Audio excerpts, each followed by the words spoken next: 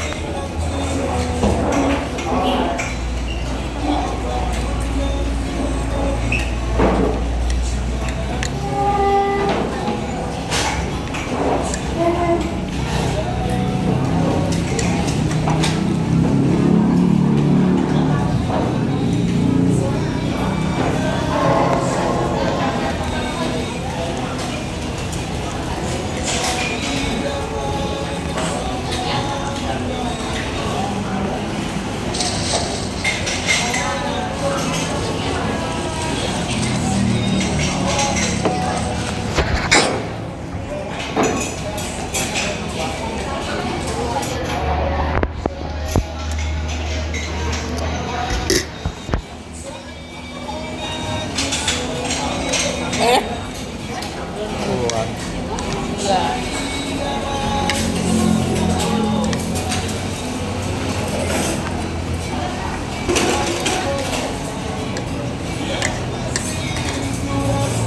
Temenmu nyariin nggak yang di McDonald-nya? Ya pasti. Mana Felix makan di sini gitu. Itu teman TMI bukan? Yang mengkumpul di McDonald. Apa? Teman di TMI bukan? Yang mana? Yang di McDonald? Bukan. Bukan kan? Tapi aku nanya, kok bapak bilang, Aku lagi nyari jawabannya apa loh?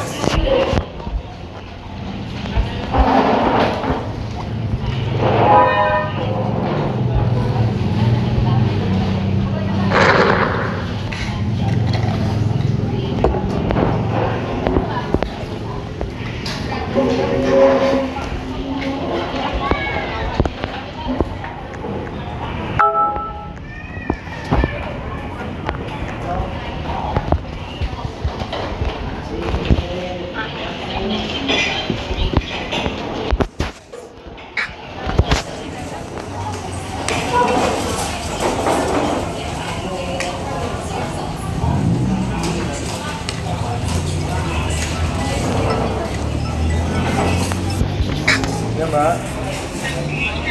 Yuk. Apa Mbak? Iya.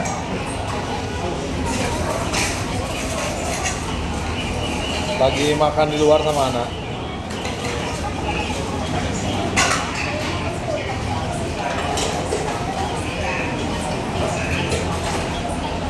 Enggak.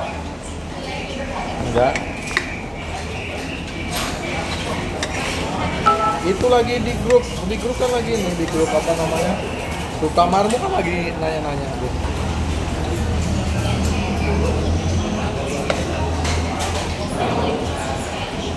Ah.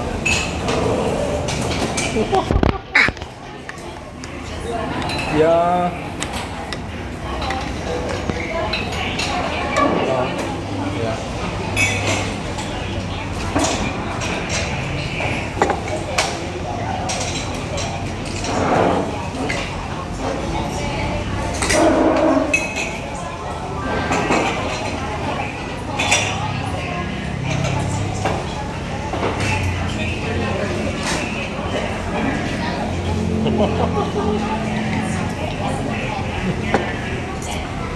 Wow.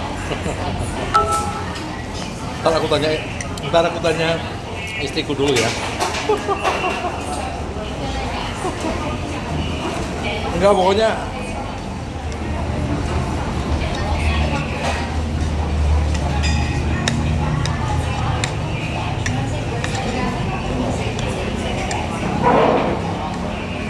mau aku dari Lampung mau Jakarta gimana?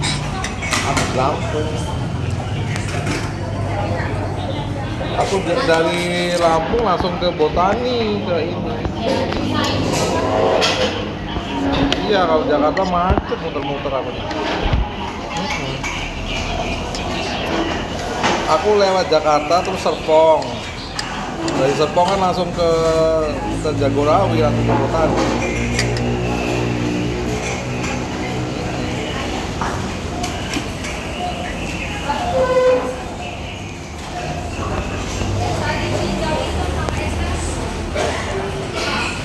Jauh banget itu. Kalau dari Bekasi jauh banget.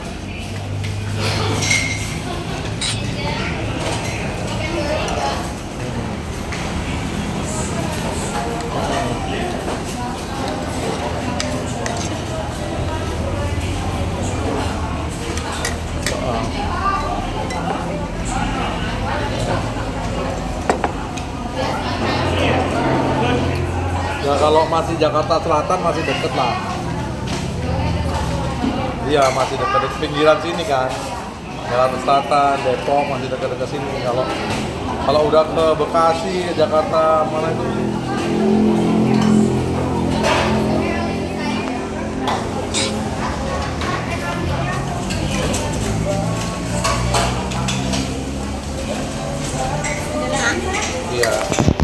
kabaran aja, aku nyantai kok, aku nggak ada ini. Kan tergantung kapal juga.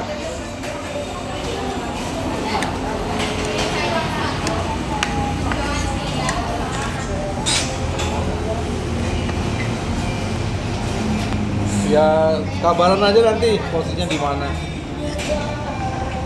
Oh ya, yuk siap ya, yuk, yuk, ya ya.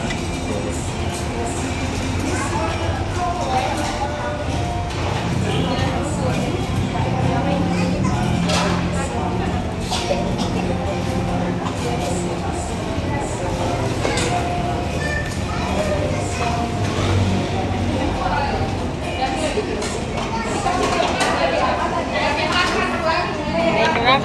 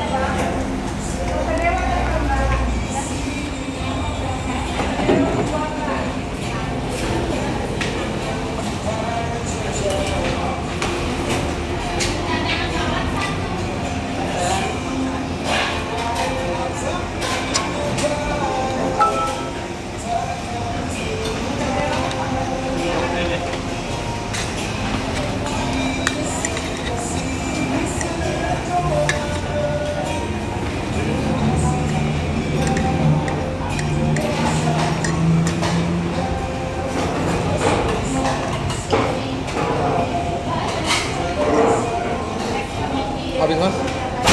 Makanya belum. Oke. Ayamnya mau? Ya. Maunya, Bu. Ayamnya doang dikit banget kok. Udah ya?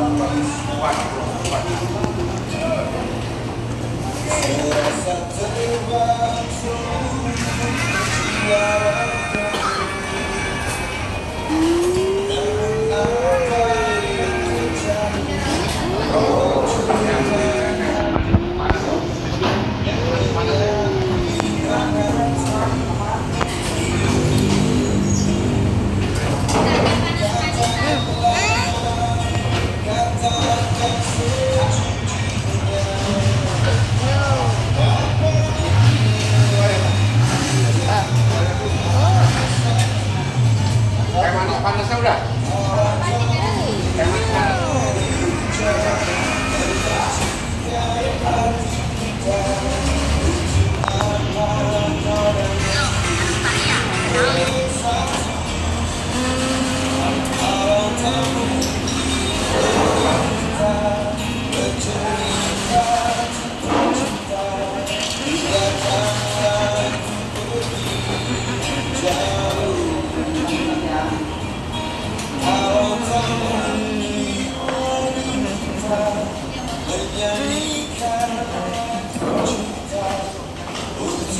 Yuk. Ya.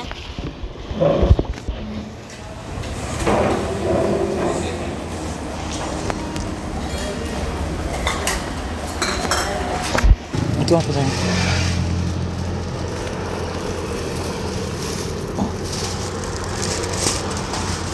Yoshinoyamo tuh.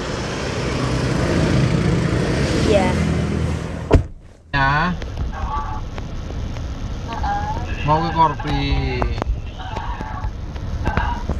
Orangnya ada di rumah nggak bisa dihubungi apa gimana gitu? Ada mamanya Sinan di rumahnya. Udah bilang, udah tahu maksudnya. Udah tahu, udah blok dia. Oh ya udah, ya udah.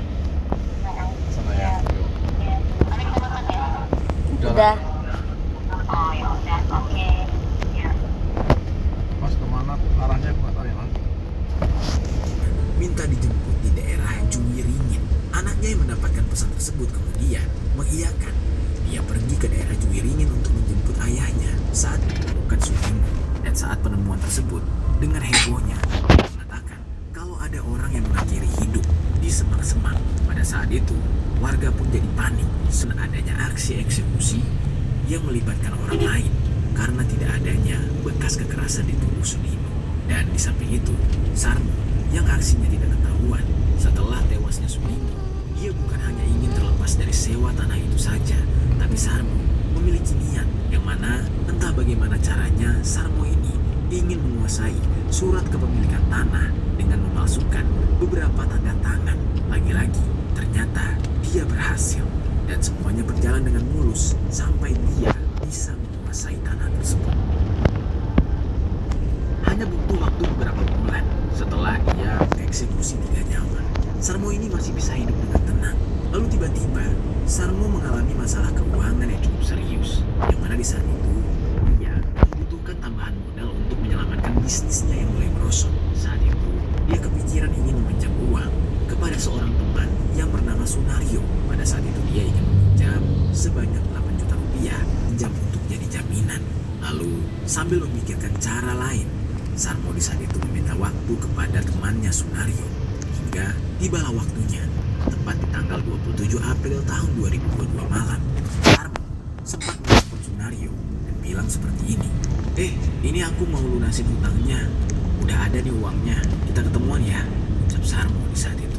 Lalu dengan senangnya Sunario, karena hutangnya akan dibayar, dia pun semangat mengiyakan ajakan tersebut. Namun di saat itu, Sarmo ternyata benar-benar membayarkan uangnya kepada Sunario sejumlah 8 juta rupiah. Entah dari mana dia mendapatkan uang itu. Namun yang jelas, Sarmo ini sebenarnya tidak ikhlas memberikan uang itu dan dia memiliki rencana yang lain. Lalu, di saat mereka hendak pulang, Sunario meminta diantarkan kepada Sarmo ke depan jalan besar. Saat itu Sarmo menyanggupi. Namun, sebelum mengantar Sunario pulang, Sarmo mengajak Sunario untuk ngopi terlebih dahulu. Yang mana ternyata sobat, untuk mendapatkan uangnya kembali, ternyata dari rumah, Sarmo ini sudah mengantongi racun serangga yang nantinya akan dia gunakan untuk menghabisi Sunario. Singkat cerita, mereka pun pergi ke warung sebuah warung angkringan yang tidak jauh dari lokasi mereka. Di saat mereka di warung, Sunario ini sempat lengah. Dia tidak sadar ternyata Sarmo secara diam-diam dan terburu-buru menyampurkan racun serangga ke dalam minuman Sunario. Dan tidak lama setelah itu, Sunario pun minum. Dia tiba-tiba merasakan pusing sampai keliengan. Dan dia juga merasakan rasa kopinya itu cukup aneh, seperti rasa obat dan pahit. Lalu, Sarmo yang melihat Sunario yang mulai pusing, dia menyadari kalau racun sudah bereaksi. Kemudian, dia segera mengambil tindakan dengan mengajak Sunario untuk masuk ke dalam mobil.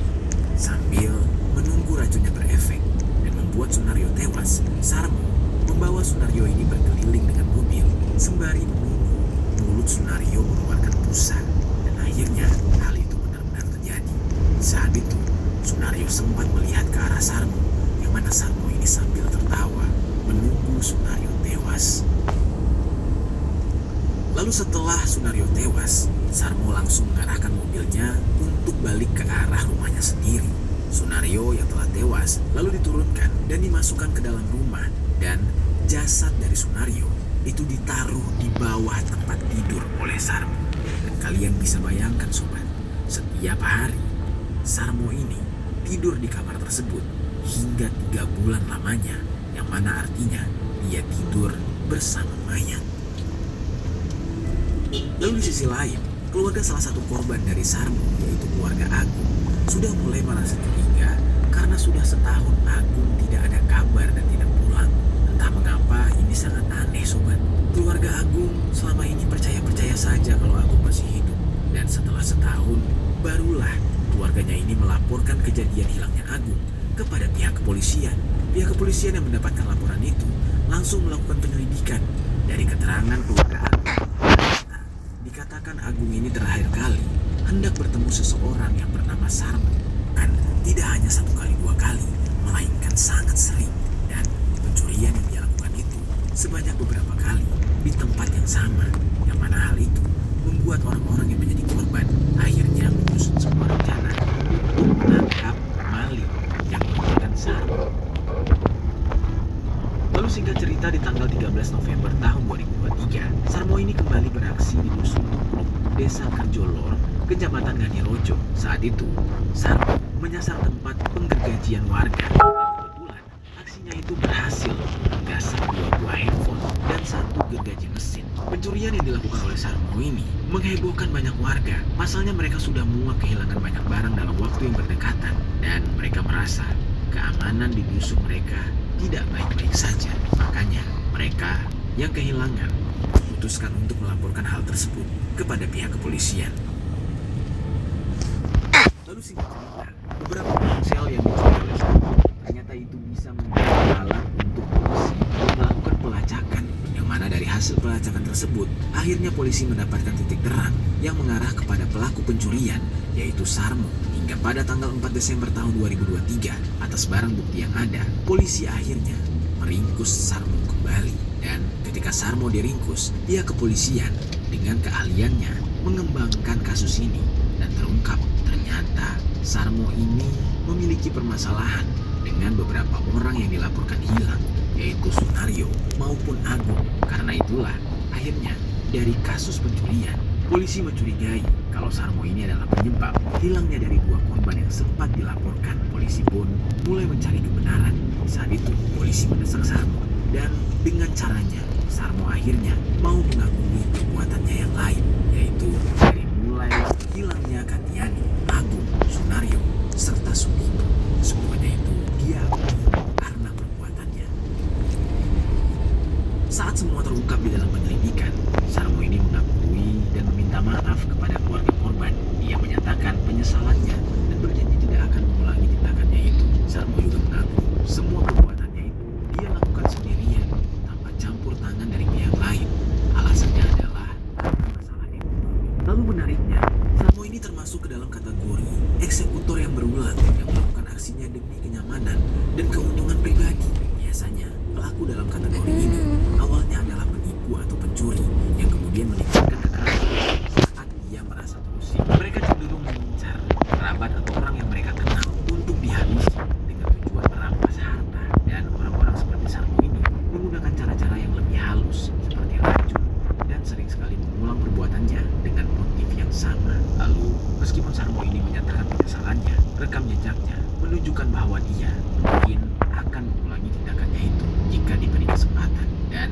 saat sekarang ini, kasus ini masih berlangsung dan pihak keluarga menangis histeris ketika mengetahui ternyata anggota keluarga mereka menjadi korban dari Sarmo. Mereka tidak menyangka selama ini anggota keluarga mereka tersebut sudah dieksekusi. Akhirnya, kasus Sarmo ini semuanya terungkap pada tanggal 31 Desember tahun 2023 dan kasus ini lebih dari sekedar pencurian handphone, tetapi juga tindakan yang lebih serius yang ternyata dilakukan selama bertahun-tahun, mulai dari tahun 2020, yaitu Sarmo mengeksekusi orang lain atau dengan sebutan eksekutor berantai. Polisi pun akhirnya merilis kasus eksekusi sadis ini. Sarmo dihadirkan di dalam konferensi pers di Mapolres Wonogiri dan atas perbuatannya itu, Sarmo akan menghadapi hukuman mati. Itu dia sobat, kisah tentang Sarmo, seorang eksekutor berantai yang seperti sudah ketagihan menghabisi nyawa orang lain demi bisa mendapatkan pundi rupiah. Apa pelajaran?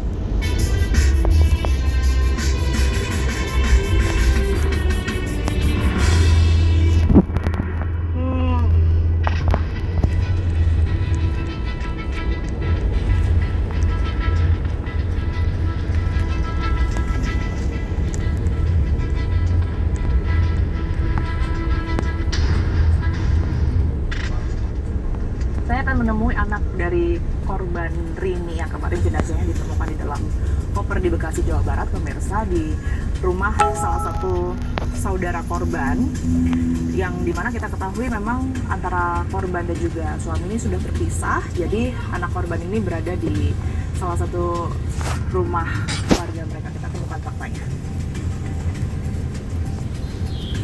Ya, sekarang saya sudah berada bersama dengan Alia. Alia ini adalah anak dari Saudara istri pelaku pembunuhan perempuan dalam koper mengaku shock dan tidak percaya suaminya ditetapkan tersangka pembunuhan.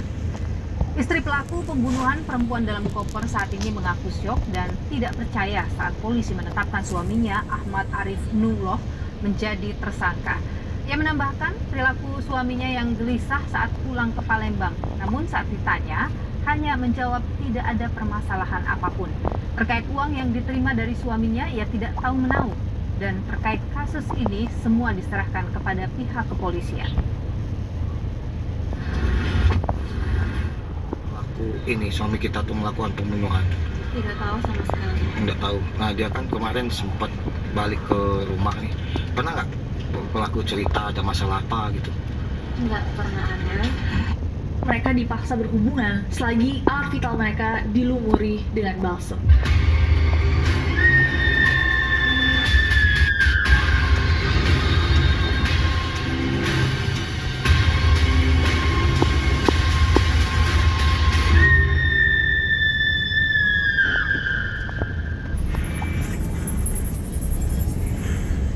Kasus penyekapan di kandang anjing ini salah satu kasus gila awal tahun 2024. Like how? Gimana ini bisa terjadi? Hey guys, it's Nasi and welcome back to Neror. Kalau kalian belum subscribe ke channel ini, jangan lupa klik tombol. Sepanjang jalan kenangan. Sepanjang jalan kenangan.